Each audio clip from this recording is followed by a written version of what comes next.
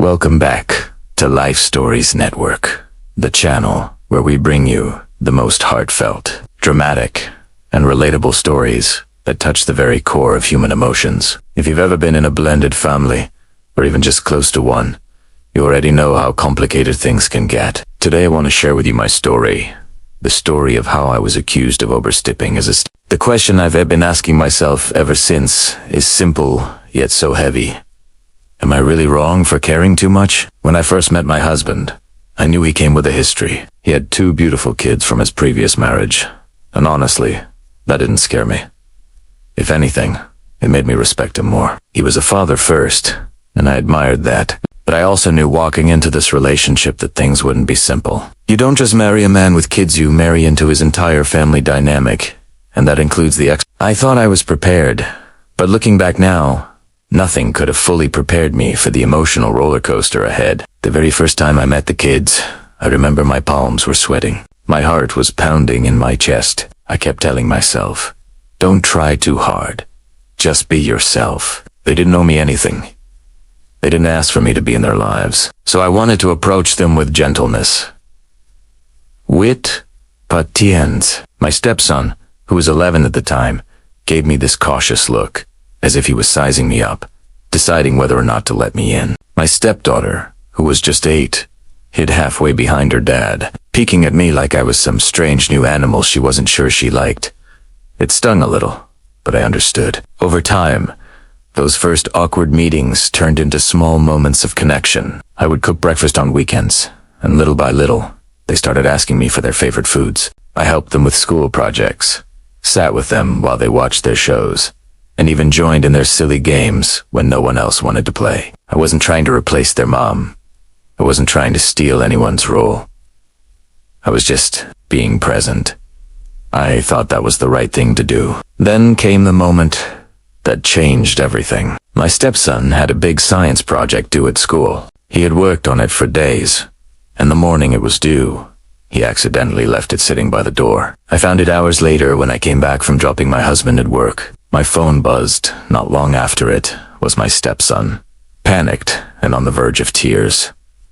Can you bring it to me, please? I'm going to fail if I don't turn it in. His voice cracked, and my heart broke instantly. What was I supposed to do? Ignore him? Tell him to wait until his mom or dad could handle it? No. I grabbed that project, drove straight to his school, and handed it to him in the office. The look of relief on his little face was everything. He whispered a quiet, "Thank you," and rushed back to class. In that moment, I felt proud. I thought I had done the right thing. But that night, everything turned upside down. My husband got a call from his ex. I could hear her voice through the phone, hungry, sharp, accusing. She said I had no right to show up at the school. She claimed I was overstepping and trying to play the role of mom. I was stunned. My hands trembled as I listened from the other room. Overstepping was helping a child really overstepping. When my husband hung up, he tried to calm me down. He said, "She's just protective. You didn't do anything wrong." But the doubt had already crept in. If she saw it that way, would the kids start to see it too? Would I become the enemy? Even though my intentions were nothing but love, I spent the rest of that night sitting in bed, staring at the ceiling. I kept replaying the moment at the schoolmate, handing over the project, him smiling in relief. Was that really so bad? In my heart, I knew I wasn't trying to take her place, but in her eyes, I had crossed the line, and suddenly, that invisible line felt terrifyingly real. The days after were awkward. At dinner, I caught myself hesitating before offering to help with homework. I second-guessed whether I should pack lunches or let the kids do it themselves. I wanted so badly to keep being supportive, but now there was a constant whisper in the back of my mind. Don't overstep. Don't make her angry again. It was like walking on eggshells in my own home, and yet the kids didn't seem to see me that way. My stepdaughter came up to me one afternoon with her recital program in hand. "Can you help me practice?" she asked, her eyes bright and hopeful. In that moment, every doubt melted away. How could I say no to her? We spent hours going over her lines, her songs, her little nervous jitters. She trusted me. She wanted me there, and I wanted to be there for her. But deep down, I feared what was coming. I feared that, by saying yes, I was setting myself up for another storm. The night of my stepdaughter's recital is still etched in my memory as if it happened yesterday. I had spent the entire week helping her prepare rehearsing lines, clapping for her when she got nervous, reminding her to breathe. Every time she stumbled, I'd encourage her with a smile and say, "You've got this." And by the time the big day came, I felt just as nervous as she did. That's what happens when you love a child. You feel their joys and their fears.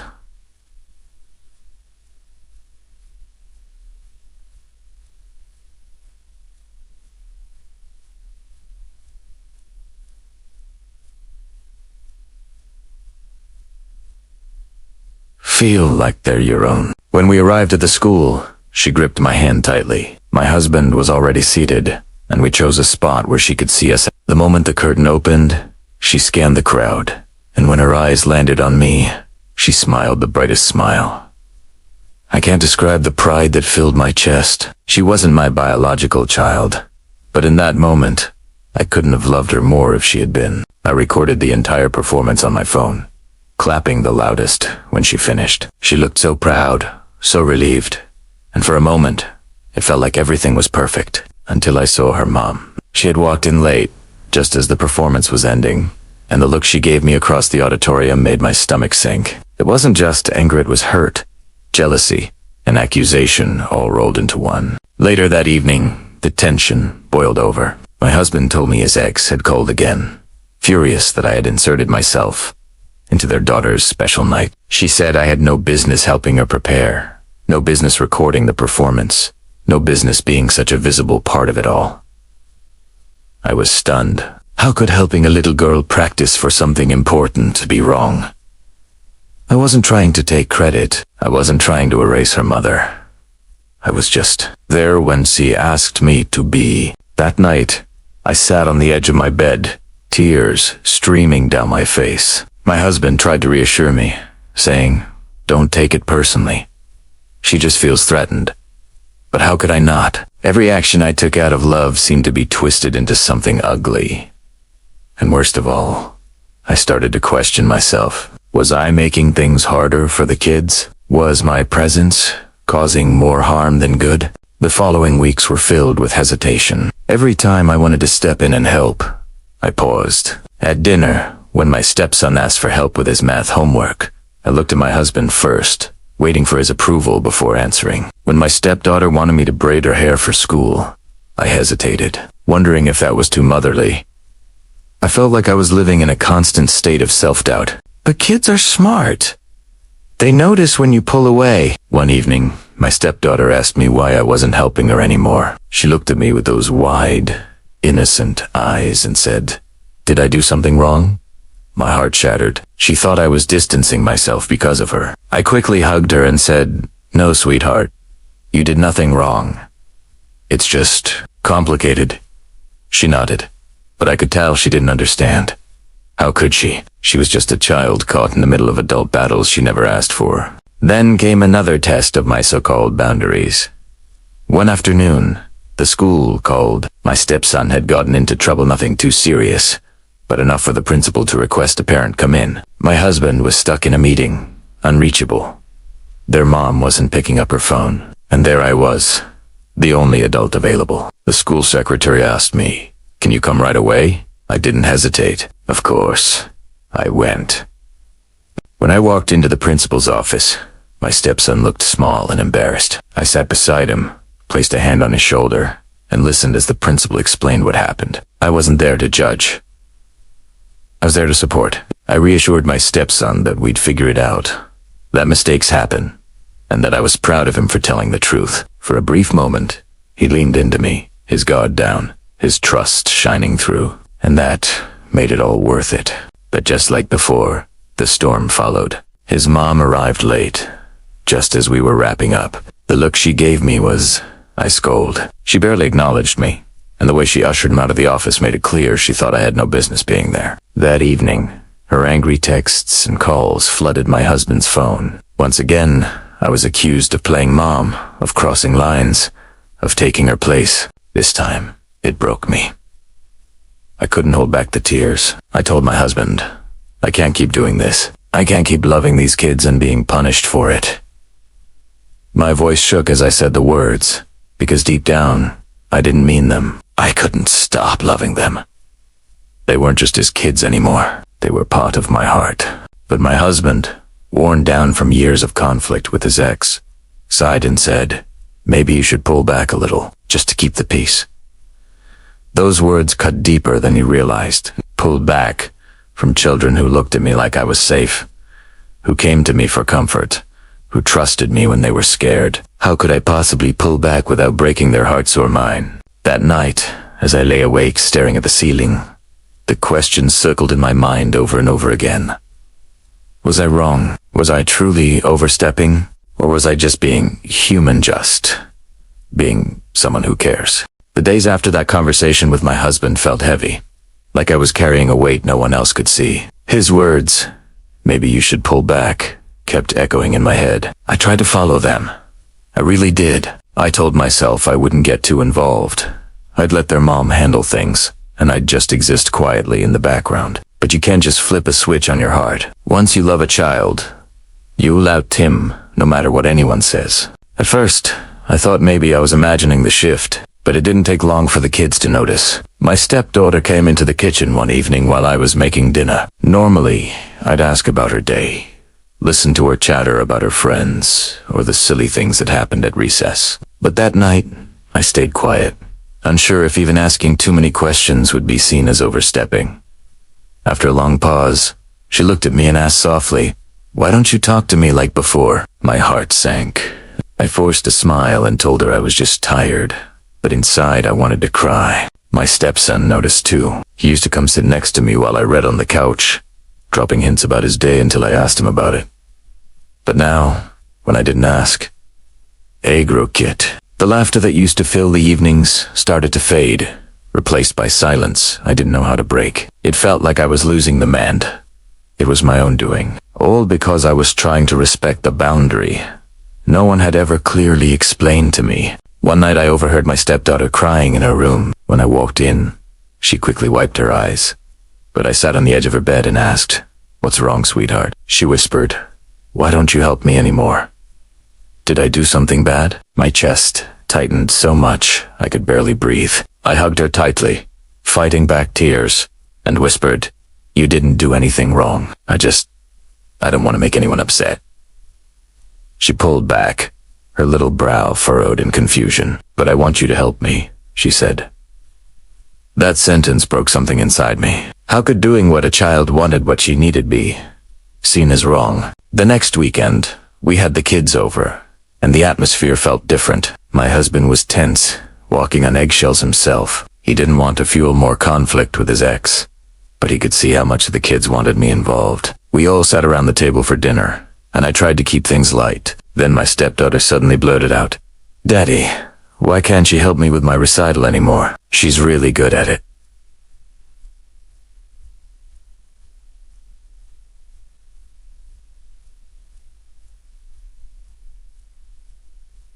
The room went silent. My husband's face tightened, and he quickly changed the subject. But the look in his daughter's eyes, confused, sad, pleading, haunted me. Later that night, after the kids had gone to bed, my husband and I argued. I told him I couldn't just turn off my connection with them. I said, they need me. Maybe not in the same way they need their mom, but they do. Why is that wrong? He rubbed his forehead and said, "It's not wrong. It's just complicated. You know how she is. If she thinks you're taking her place, she'll make the kids miserable. Do you really want that?" I hated that he had a point. It wasn't fair, but it was real. Still, the thought of pulling away broke me. These weren't just his kids. They were part of my life now. Part of my heart. Every laugh we shared, every bedtime story, every hug day weren't small things to me. They were pieces of love I couldn't take. Up. The breaking point came one Friday when my stepson came home from school looking defeated. He had gotten a bad grade on a math test, and I could see the shame written all over his face. Normally, I would have sat with him, gone through the problems, and helped him figure it out. But I froze. I remembered my husband's words. I remembered his ex's accusations. I hesitated, and in that hesitation, I saw my stepson's shoulders slump even further. Finally,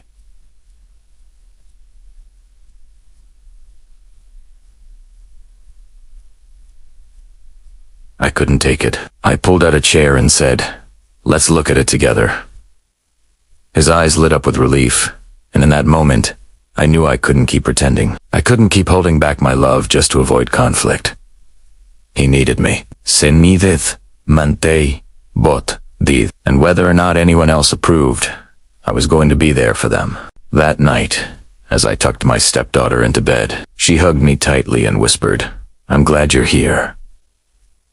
I kissed the top of her head, tears welling in my eyes, and whispered back, "I'll always be here." And I meant it, no matter what battles came, no matter what accusations were thrown my way. I couldn't stop being who I was to them. But deep down, I still feared the fallout. I knew their mom wouldn't see it as love.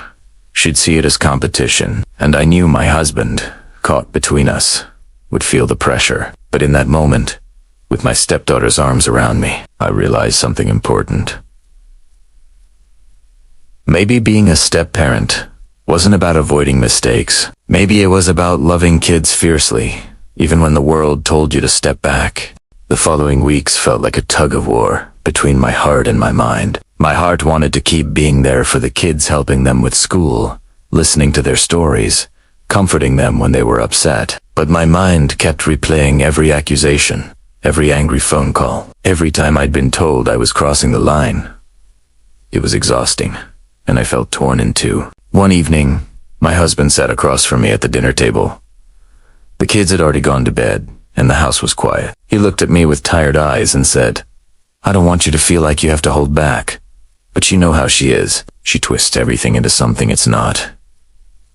I sighed and whispered, "But it's not about her. It's about the kids. They don't care who's doing what, they just care about who's there for them." He rubbed his temples, clearly caught in the middle, and I could see how torn he was too. But even in his silence, he didn't have an answer. The breaking point came on a rainy Thursday afternoon. My stepdaughter came home in tears. She had gotten into an argument with her mom and was completely shattered. She ran into the house, threw her backpack down, and rushed into my arms before I could even ask what was wrong. She sobbed against my chest, clinging to me like I was her safe place. I held her tightly, whispering, "It's okay. Baby, you're okay. I've got you."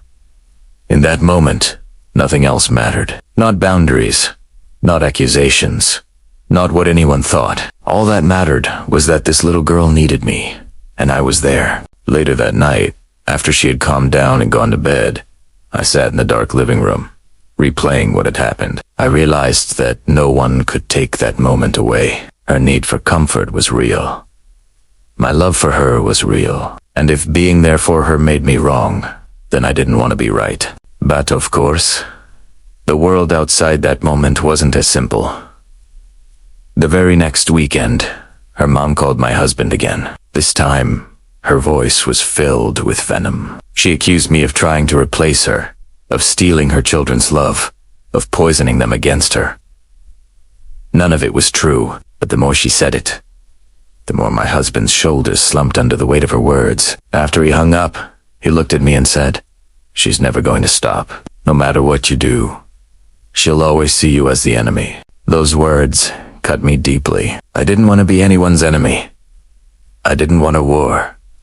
I just wanted peace. I just wanted the kids to feel surrounded by love, no matter whose house they were in. But maybe that dream was too much to ask for. The hardest moment came a week later. My stepson had a big soccer game. He looked for me in the stands before it started, and when he spotted me, he gave me a little wave. My heart swelled.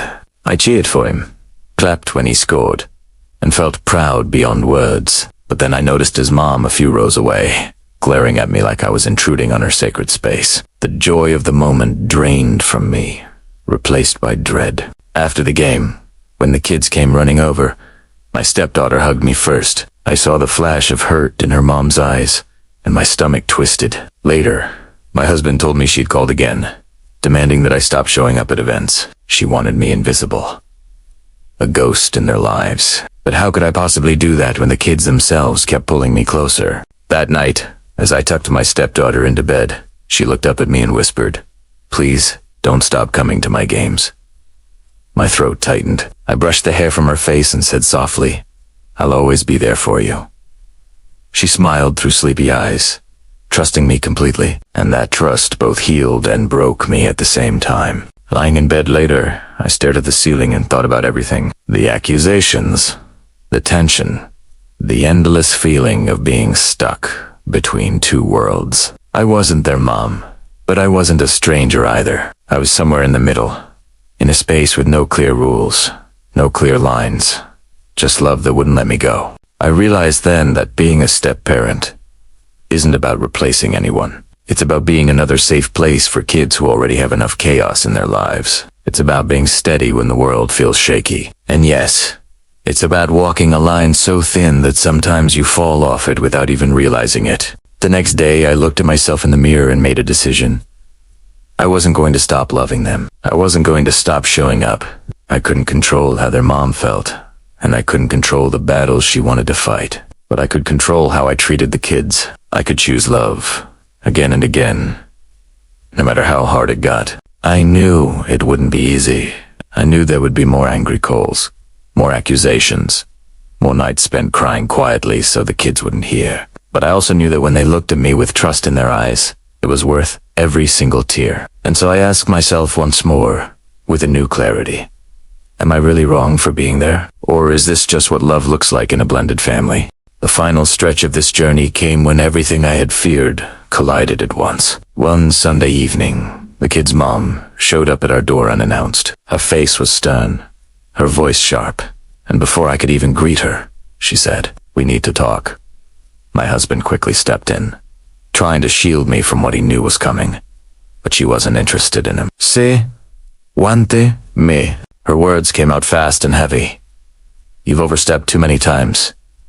You're confusing the kids. You're making them think you're their mother, and you're not. Stay in your place."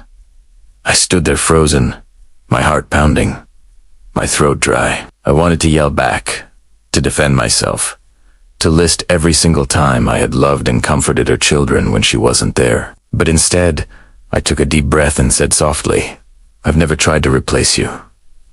I just love them. That's all." Her eyes flashed with anger, but also, for a brief moment, something else, fear. Maybe she saw the truth in my words, or maybe she was just afraid of losing her place in their hearts. Either way, she stormed out before I could say more, leaving the air thick with tension. My husband turned to me, his face pale, and whispered, "I'm so sorry." I shook my head. "Don't apologize. She's scared, but I'm not backing down from loving them." That night, I lay awake, thinking about everything. Was I really wrong? Was loving too much the crime I was being accused of? I replayed every hug, every late-night talk, every scraped knee I had bandaged, every bedtime story I had read. None of it felt wrong. In fact, it felt like the most natural thing in the world. How could love ever be wrong? The very next day, I got my answer in the most unexpected way. My stepson came up to me after school, his little backpack swinging at his side. He said, "I told Mom I love you. She got mad, but I don't care. I do love you." My heart melted. Tears stung my eyes, and I knelt down to his level, pulling him into my arms. "I love you too, buddy. More tan jewel, elle ever know." In that moment, the fear, the accusations, the chaos, they all faded. All that mattered was his truth. Later that week, my stepdaughter echoed his words in her own way. She slipped a little note into my purse that simply read, "Thank you for being here." Just 6 words, written in shaky handwriting, but they were enough to make every sleepless night, every harsh word, every battle worth it. I realized then that love isn't about titles. It's not about being the mom or the stepmom. It's about showing up again and again, no matter how messy things get. It's about giving kids an extra net of safety in a world that often feels shaky beneath their feet. Maybe I wasn't their mother by blood, but I was family by choice, and that meant everything. In the weeks that followed, I made peace with the fact that their mom would probably never accept me. She would always see me as a threat, no matter what I did, but I couldn't live my life trying to win her approval. My responsibility wasn't to her, it was to the kids. And as long as they felt loved, supported, and safe, I was doing my job. I still had nights where doubt crept in, where I asked myself if it would be easier to step back, to stay quiet, fade into the background. But every time I looked into the kids' eyes, I knew the answer. They needed me to show up, and I would never let them down. One evening, as we sat around the dinner table, my husband raised his glass and said, "To family hour. Family." The kids grinned, clinked their glasses of juice, and I felt tears sting my eyes. Because in that moment, despite all the battles, despite all the noise from outside, we were a family, messy and imperfect, but strong in love. So now, when people ask me if I've overstepped, if I've crossed boundaries, if I'm wrong for loving too much, I have my answer. No, I am not wrong. Loving children, being there for them, supporting them, it can never be wrong. Maybe it's complicated, maybe it's misunderstood, but it's never wrong. And if the price of love is being accused, judged, or even hated by someone who doesn't understand, then so be it. Because at the end of the day, when those kids wrap their arms around me and call me theirs, I know without a doubt I'm exactly where I'm meant to be. And maybe that's the lesson in all of this. Family isn't just about blood. It's about who shows up, who stays, and who loves without conditions. I may be the step-parent, but I am also something much more. I am theirs, and they are mine. And that's a bond no anger, no accusations, no boundaries can ever break. So, am I really wrong? No. I'm just a step-parent who refuses to let fear stand in the way of love. And if you ask me, that's the most right thing I could ever do.